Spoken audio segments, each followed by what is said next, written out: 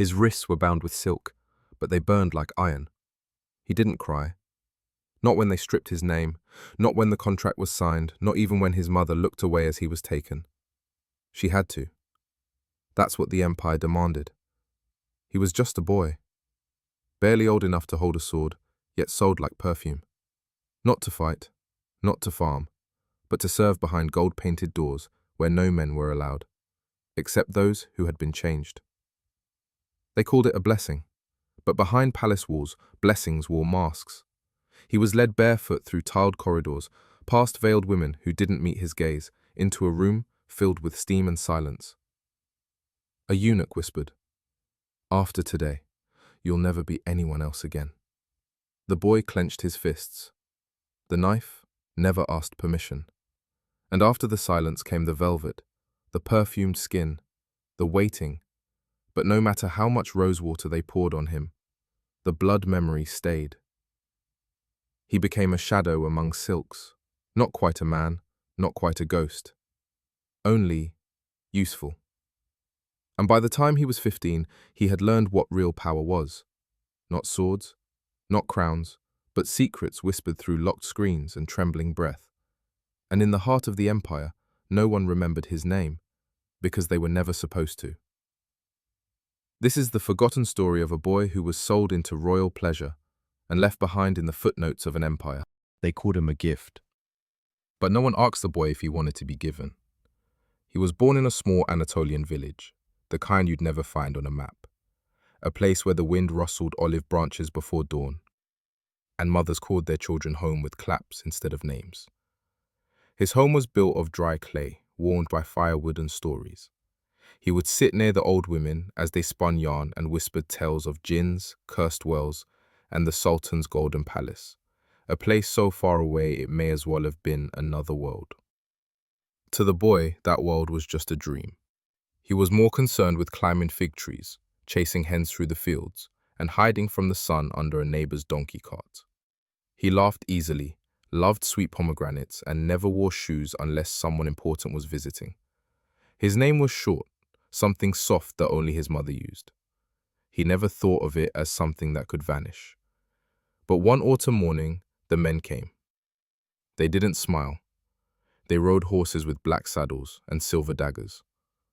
And they didn't come for taxes. They came for children. It was called the devshirme, the blood tax.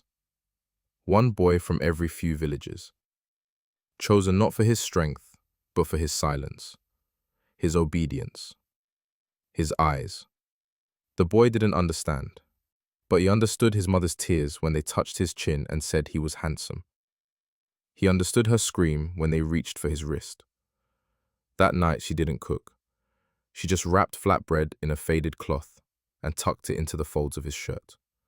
She kissed his forehead again and again, whispering prayers between sobs.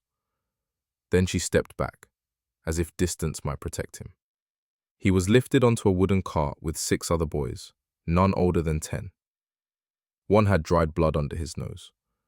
Another clutched a toy horse so tight, it snapped in half by morning. They moved for days, through forests, deserts, and hills where no one waved. The boys were not told where they were going. They were told only this: you are part of something greater now. Obey. He stopped asking questions after the second night. He just listened to the groans of the wooden wheels, the muttering of guards, the occasional cry when someone was slapped for speaking. He clutched the flatbread until it crumbled, then let the crumbs fall to the floor. By the time they reached the palace gates, he no longer remembered what his mother's voice sounded like. The guards didn't call them children, they called them deliveries. At Topkapi Palace, everything looked like gold had bled through the walls. Domes, marble courtyards, tiled arches, but none of it felt warm. Each boy was taken behind a curtain, stripped, scrubbed raw, shaved, measured, weighed. He remembered the water burning his skin, the scent of rose oil too strong, the hands too quick, too cold. They did not. It was blue, soft as water, and it clung to his bones like a secret. But before he could feel anything, the knife came. He screamed, but only once. When he woke, he could not tell if it was day or night. He was in a room with no windows, only lattice screens shaped like stars. There were no pillows, no blankets, just a low bench, a folded note, and the drip of red on the tiles.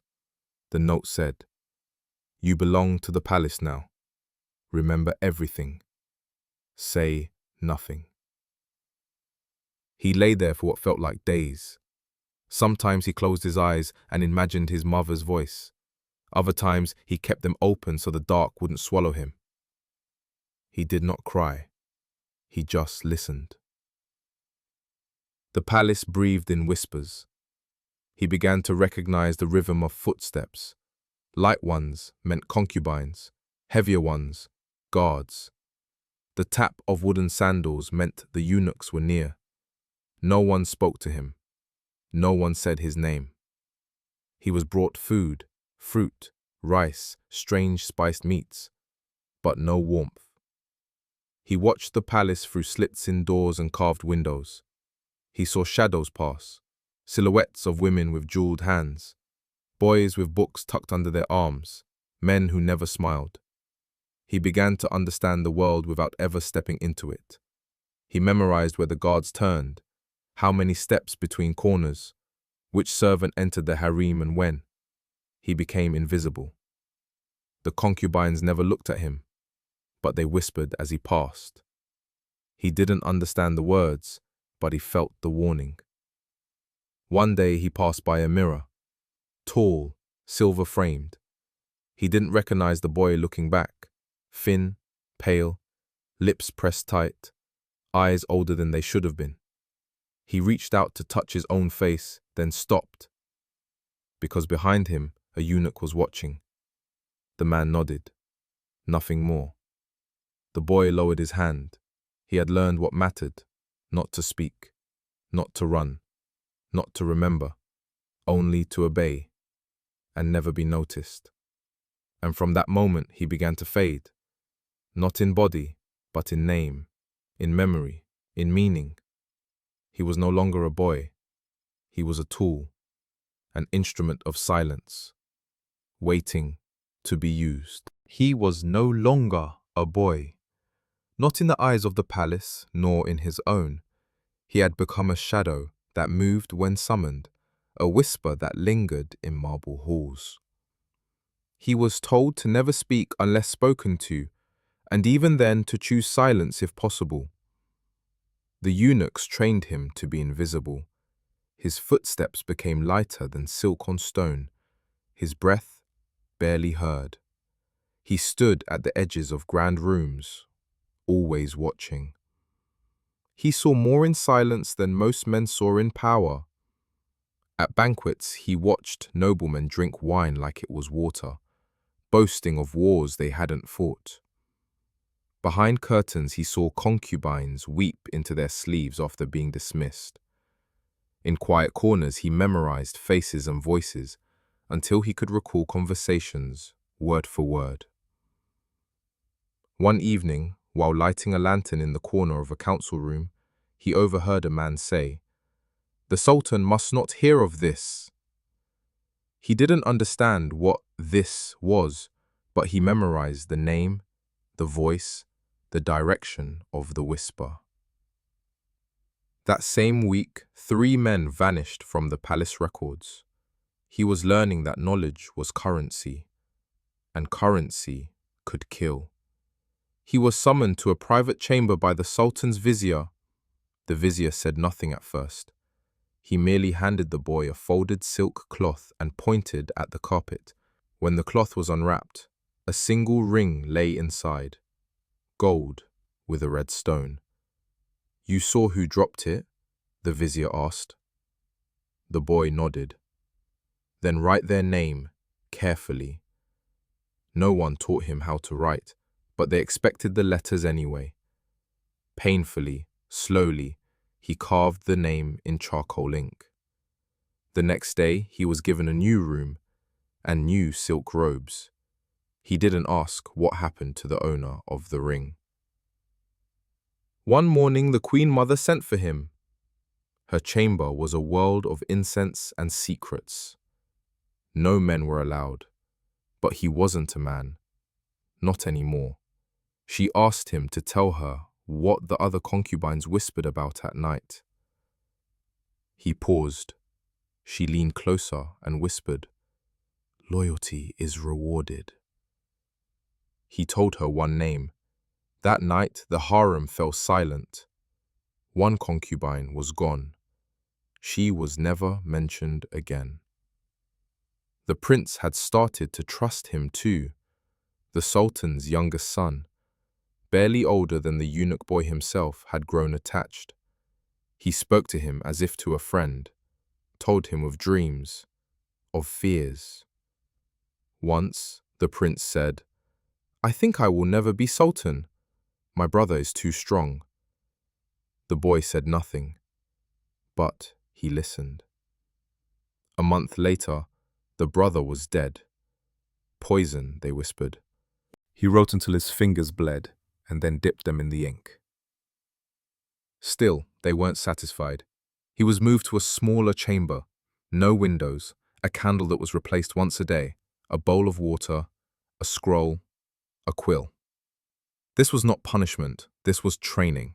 He began to recognize the patterns of palace death. When certain dishes appeared on a tray, someone would not wake the next day. When the call to prayer came late, it meant someone new had power.